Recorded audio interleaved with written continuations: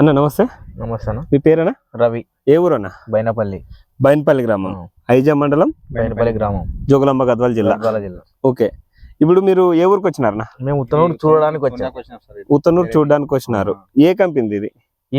ఈషా కంపెనీది. ఏం రకం అన్న? 2233. 2233 అనే రకం చున్నీకి వచ్చినారు. ఎట్టుందన్న? మంచిగా ఉంది పంట కానీ ఇది. ఓకే, బాగుంది. ఓకే, చూపించండి ఒకసారి. ఇటు ఓకే, కాయ మంచిగా పట్టింది. కింది నుంచి పై వరకు పట్టిందా? Okay, size ఎట్టుందన్నా? సైజ్ కూడా బాగానే ఉంది. ఓకే, ఇప్పుడు మీరు కూడా మిరప సాగు చేస్తారు కదా? మీ బైనపల్లి ఏరియా, టీటీ దొడ్డి ఏరియా, ఈ ఏరియా అంతా మీ సరౌండింగ్ లో ఉంటది కదా? ఓకే, ఇప్పుడు మీరు పెట్టిన రకాలకి దీనికి ఏమైనా తేడా గమనిస్తున్నారా మీరు?